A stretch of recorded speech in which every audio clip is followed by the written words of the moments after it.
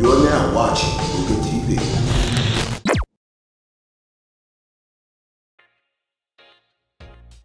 Hey guys, Moogalore here, and I'm back again with another discussion video, and I want to talk about Super Smash Bros. Ultimate once again. In our previous video, we talked about DLC, because in a recent tweet from Sakurai himself, Daddy Sakurai, Lord of Smash, he has stated that this time around, Nintendo has pretty much finalized the decisions on what characters they want for DLC, and DLC is pretty much not in his hand. It's left to Nintendo, and he's going to decide whether or not if the characters can be implemented into the game. So he was telling fans that please, if we haven't asked for any suggestions as far as character inclusion is concerned, we understand that you guys have your favorite characters, but that's pretty much it. Like, stop spamming our pages with character requests, because characters have already been decided for DLC. So that was pretty much that for that video, and I really appreciate the feedback that you guys have left. We talked about it, and we wanted to get into Nintendo's head, and we wanted to see or think about or predict how Nintendo would go about selecting characters for DLC compared to how Sakurai goes through the selection process. And it was a pretty fun video, so if you guys haven't checked it out, make sure to check it out. In this discussion video, I want to talk about the roster itself, the entire roster for Super Smash Bros. Ultimate. No one has seen this coming, and I think this is pretty much a gift to the fans. So in my older videos, when Smash Bros. Ultimate was announced, I did a series called Redefining the Series, and in Redefining the Series, I pretty much go through a prediction or go through my way of or process of how a company can pretty much redefine an existing franchise to improve upon it and to make it fresh for those, you know, who are been playing the game and supporting the game for years, and also to introduce new players. And I was pretty much saying that the roster for Super Smash Bros. Has been getting too big, to the point where it becomes more work for Sakurai, and also it gets to the point where Nintendo will back themselves into the corner, because fans will always expect more and more, and it would pretty much get to the point where more features get cut while they focus more time on to adding characters. Well, Sakurai had pretty much exceeded my expectations, because instead he decided to bring back all the characters and plus do more and add more to the game, which really surprised me, and I'm really happy for it. But as Sakurai stated, is that this is pretty much the ultimate package that we could possibly get, is because he said don't expect anything to be anything like this to ever happen in a Smash Brothers game. That's why it's called Ultimate. So I'm pretty much guessing, and also he's even stated himself that if they decide to do another Smash Brothers game, the roster would be much smaller than what we see right here. So enjoy it while we have it, because this is the Ultimate package. Now let's talk about the veteran characters a bit. I like how the Sakurai have pretty much brought back the characters from each and every entry of Smash Brothers. Like, no one was expecting Snake to return. I mean, I guess you could say some were expecting Snake, especially with some of the leakers like Vergaben and a few others were speculating that Snake was going to return, but no one didn't see young Link or Pichu or Wolf or a Pokemon Trainer, especially me when it came to Pokemon Trainer. During my reaction of the E3 trailer for Super Smash Bros. Ultimate, I had no idea that Pokemon Trainer was going to come back, and it really caught me by surprise that I'm like, if Pokemon Trainer is coming back, I don't know why it haven't clicked to my head that maybe we may be seeing the other characters. But then, of course, Ice Climbers as well. I mean, I think it was pretty much a given that Ice Climbers was going to come back, and what Sakurai had pretty much stated was it was pretty much the 3DS. Smash Bros. 3DS was pretty much the game that really held back the Nintendo Wii U version of Smash Bros. Because you couldn't do transformations, like with Zero Suit Samus, when Samus can use her final smash and then the armor break off and you become Zero Suit Samus. They have to remove that. They made Sheik and they made Zelda separate characters, and then of course Ice Climbers couldn't be utilized because of the 3DS limitations, but with the Nintendo Switch, and they're no longer making the 3DS version for the Smash Brothers, Nintendo were able, and Sakurai was able to go all out with this game, even down to the characters, the stages, and we'll get into the stages just a bit, but the veteran characters had definitely experienced a couple of tweaks, and I really like their designs, especially looking at Young Link. Young Link looked pretty cool. Snake, he looks awesome. I'm glad to see that Ice Climbers is back and is really looking good. I can't wait to get my hands on especially Young Link and Snake, give Snake a try as well. And then of course we have the newcomers. Now Sakurai really caught me off guard with the newcomers, because like he stated, after he revealed that all the characters are going to return. Everyone is here. And then all of a sudden he did state that, hey, we have all the characters returning, so don't expect too many new characters. And I wasn't expecting too many characters at all, but then he give us Echo Fighters, and then he give us a pretty cool newcomers. We got Ankling, we have Ridley, we have Simon Belmont, we have Isabel, we have King K. Rool, and we have Incineroar. I was only expecting 2 newcomers after Anklings. I was not expecting to get the rest of these characters at all. Maybe I was expecting maybe King K. Rool to be DLC at the very least, but I was not expecting to get Isabel or Ridley at all. It just really caught me by surprise. I was not expecting that, and of course Sakurai always does that. And then the Echo Fighters, and to me, I think the Echo Fighters really had me thinking, because as we was going through the trailer, the E3 trailer showing off the many characters that was returning to the series, I noticed there was like an Epsilon symbol standing beside Dark Pit and Lucina, and it really had me scratching my head wondering what's going on with that. And they had the same number as the original character that they're pretty much mimicking. And then when he broke it into a new, as you could say, category called Echo Fighters, I was like, okay, Sakurai didn't give these characters a name for no reason. He's pretty much going to utilize this Echo Fighters thing and expand upon it even more. And he ended up giving us Daisy, something that the fans wanted, Chrom, another fan requested character, which he missed his chance in Smash 4.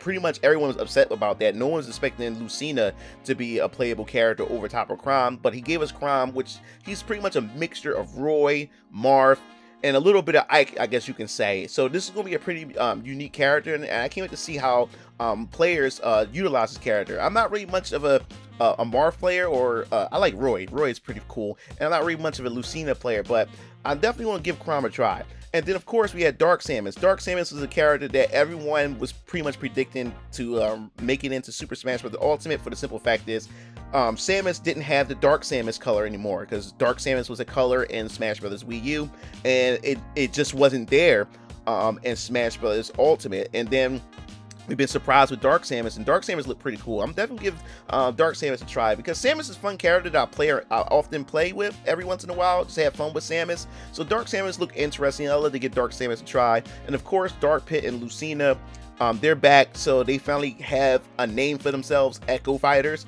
And then of course Richter Belmont. Richter Belmont caught me by surprise, because like I said, there were already rumors from Vergabin himself that Simon Belmont was going to make it into Super Smash Bros. Ultimate, and fans were always wanted Victor to be in not Richter, but also wanted Simon Belmont to be in Smash, since I guess you could say Brawl, for, you know, since then. And now we have Simon Belmont, and I was not expecting to get a bundle with Richter. Richter really caught me off guard. And the funny thing was, I just found out, because I'm not really a Castlevania fan. I had the original Castlevania, but I was never a hardcore fan, but I respect the franchise.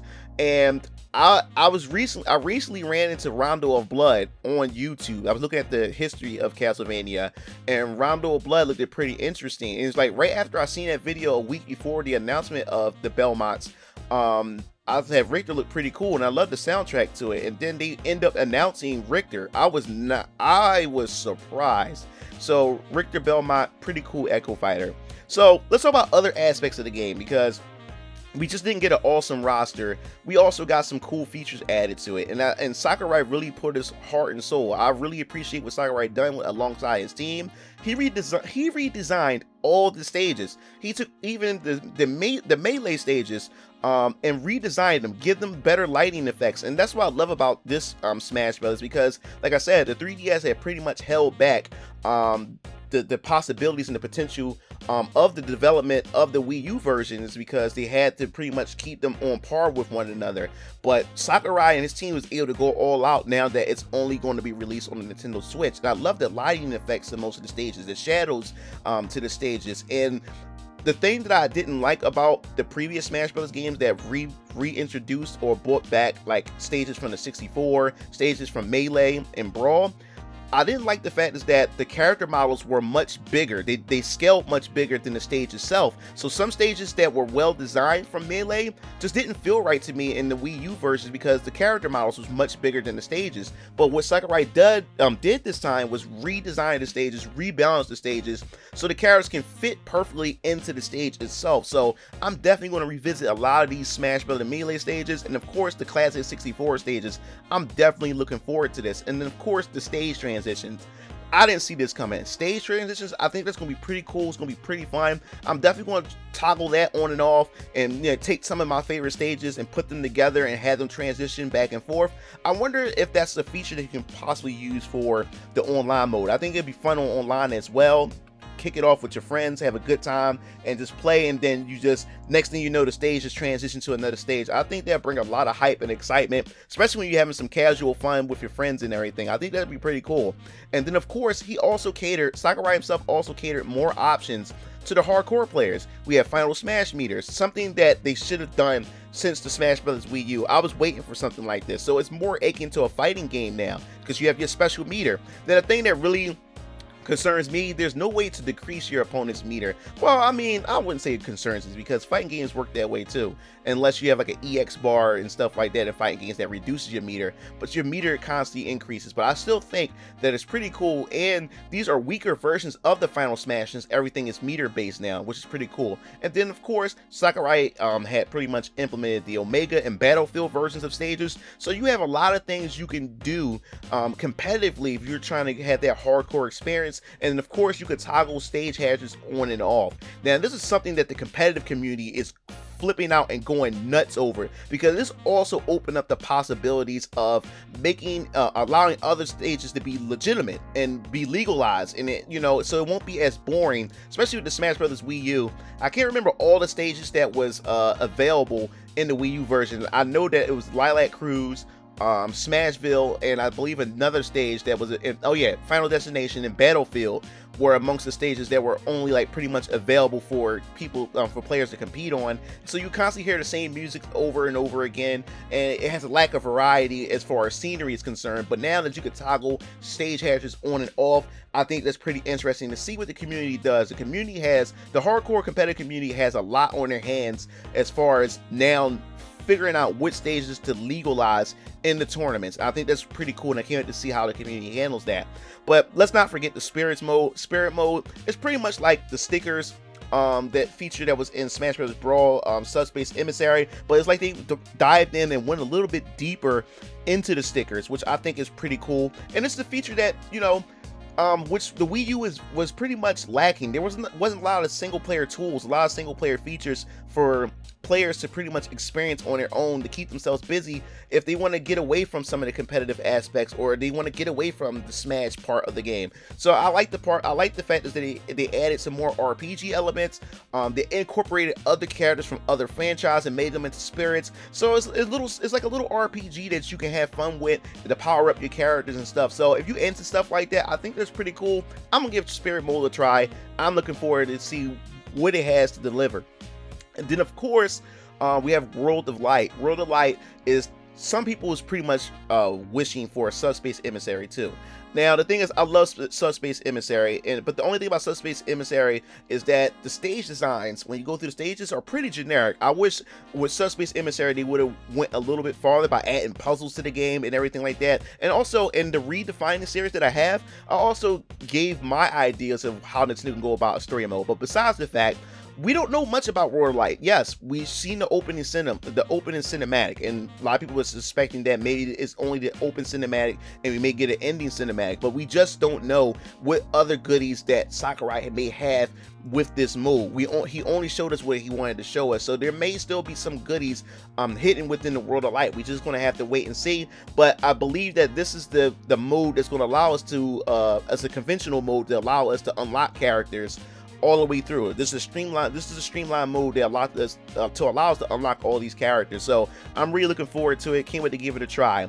But last but not least, we also have to keep in mind that Sakurai may also still have some hidden surprises for us to discover within the game itself, because recently during a Japanese event that Nintendo had to show off the full entire game of Smash Bros. Ultimate, There was also other features that he didn't show in the direct, like the tutorial mode. There's a tutorial mode that actually have a whole list provided with videos to show you all the different mechanics and how ledge trumping works, how reflecting works, and all counter attacks and everything.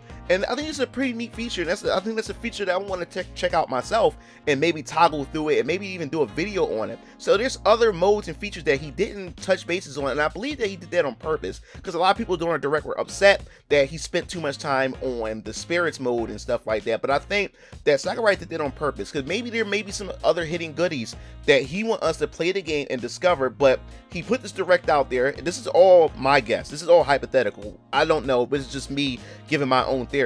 And then once we finally get the game, he may have some extra stuff for us. Now, I'm just saying this is just a hypothesis. This is just me just fooling around, playing around.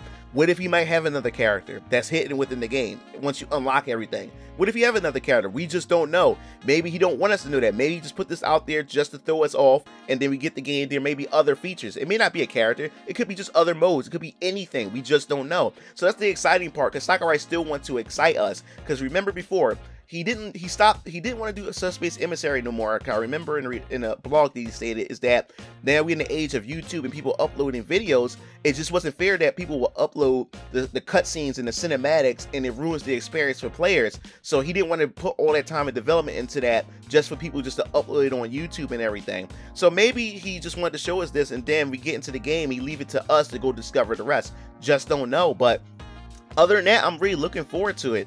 That pretty much wraps this video up. I want to know what you guys think about the entire roster. Are you satisfied with the roster that we have as the base? And if so, like, what characters are you looking forward to maining and picking up? And which characters are you looking forward to actually, having fun with and may consider to add to your mains?